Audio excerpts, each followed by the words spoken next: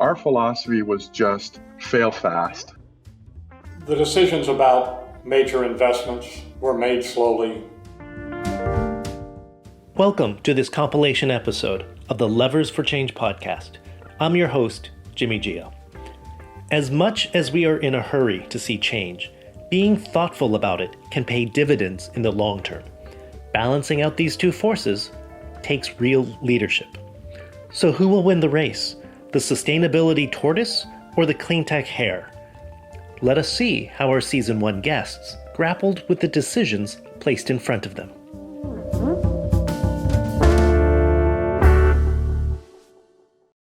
A decision that seems to have the support of the team, because remember, you very rarely do these things solo. You have a team of people that you talk to, and you have the overall support of the team is a much easier decision to take than something where there is a lot of dissonance or dissent. That was Shilpa Patel of ClimateWorks talking about her experiences at the World Bank and the International Finance Corporation. Decisions can be made fast if all of the stakeholder engagements have already occurred. That was a running theme across the podcast series.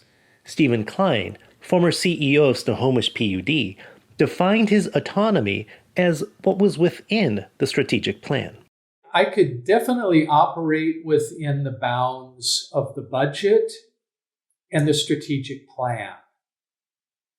I believed and followed through on it very strongly to be on the same page with the board. So therefore, I put together a strategic plan that wasn't just grand platitudes.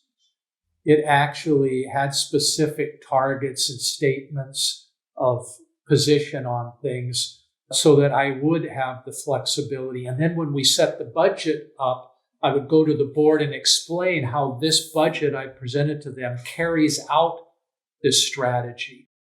Some decisions happened surprisingly fast, as Jackie Drumheller of Alaskan Airlines relayed in the removal of plastic straws from the airline. Removing plastic straws from people's cups, it's almost overnight. It was so simple. Wow. Yeah. It was just like, hey, no, that's a great idea. Yeah, no, this is good timing. Let's do it. Okay. Let's use up our stock and then we're done. Okay. Yeah, once we finally decided that now is the time, because we've been tossing it around, never really said let's do it. And when we said let's do it, we just did it. Even then, there was consensus among the stakeholders of what to do. Rich Sonstally, former CEO of Puget Sound Energy, believed in the power of teams. Well, the decisions that had to be made quickly, and therefore were, had to do with getting the right people in the right place. And any utility executive, whether at the CEO level or the managerial level or vice president level, whatever, is only as going to be effective as his or her subordinates are effective. I mean, the CEO's ability to, quote, get things done is relatively limited. You get things done through others. The thing that had to be done relatively quickly all the time was to get the right people into the right jobs. If there were people that had to be removed, in the utility industry, you did that rather gently, but you had to do it. You had to get the right people in place. And those, I think people make mistakes in all kinds of companies, including utilities, when they sit there and watch non-performance and don't do anything about it. Brewster Earl of Comfort Systems reflected that the executives had much autonomy in making fast decisions that was within the scope of the company. Our philosophy was just fail fast. If something comes in, we would get the right people in the room. We'd have at it for whatever it took, an hour, 2, 3, about an opportunity to make some changes and make some decisions. Everybody would get the chance to present their perspective, and then collectively we would decide. And if we were going to make a decision, we were going to go as fast as we possibly could and then adjust what happened going forward. If there was a change and it didn't work out the way we thought, we'd simply reassess. We literally just took the hit, said, okay, that was a mistake. We're going to stop doing that. So what are the limits to this autonomy? Is the mantra always to make fast decisions? Of course not. So when are decisions to be made intentionally slow? Brewster? The actual situation in a large corporation like that was, who else might this impact? If this could have any kind of negative impact on an operating company, a sister operating company, or even reflect poorly on comfort, if we were taking that kind of risk, we would move very slowly and we'd engage a whole bunch of people to get other opinions, particularly those who might be impacted. Thus, if fast decisions happen because the consensus was already built, it is the consensus building process that should take a long time. Rich Sonstely elaborates further. The decisions about major investments were made slowly. They were made slowly both because the investments tended to be so large, which they are with utilities. Utility boards tend to be conservative by their nature and should be. They should be people who ask tough questions, who don't readily venture out in new ventures. And you've got all these parties, as we've been talking about, to convince that this makes sense. You don't just jump into these investments when you could have regulators decide they were imprudent and you'll never recover your costs. Things like that are what bring utilities to bankruptcy or other things. And when stakeholder agreements requires the entire company's participation, decisions might seem super slow. Sabrina Watkins noticed this when running sustainability at ConocoPhillips. When you think about the sustainability of the company is the whole company. There's, in some sense, a lot of autonomy in a sustainability group because you have a function that you're responsible for called sustainability.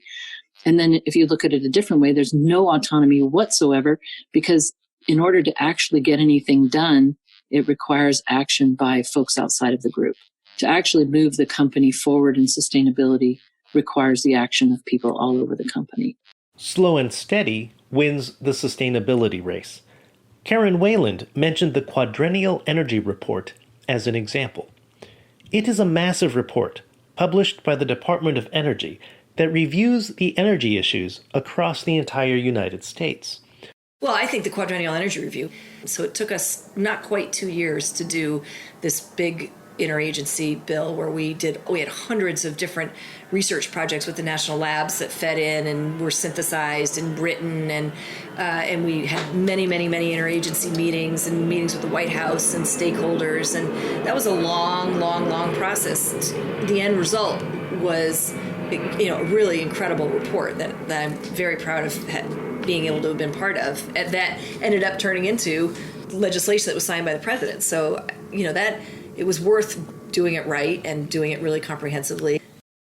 Sustainability is a long-term goal.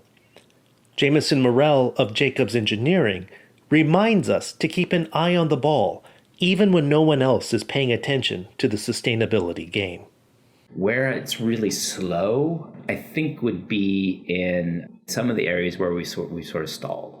So the pressure has changed or progress has been made just good enough.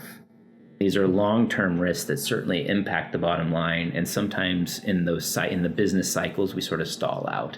And so it's the ability to have the patience to say, okay, we've got a good strategy, we've got a good plan, we understand we need to address that. It's just the wrong time. There's a different material risks that are more pertinent right now to survive as a company. And so it's trying not to lose sight of those. It's trying to say, okay, these are still a priority, but we're going to table them this year. Steve Klein, you get the last word. It's about expectation setting of any decision, regardless of whether it's fast or slow. I think the key to any CEO is you never want to surprise your board. You always want to bring board along.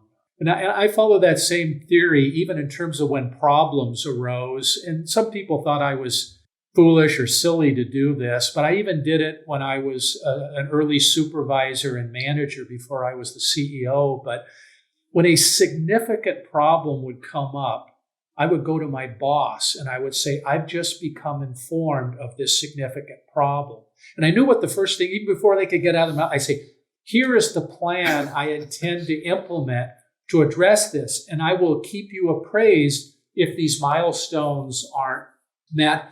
And that way, what I got out of that is they don't find out about it from somebody else. They know I'm on top of it already and dealing with. So if their boss comes to them and says, hey, I've heard you got this problem, so don't worry about it.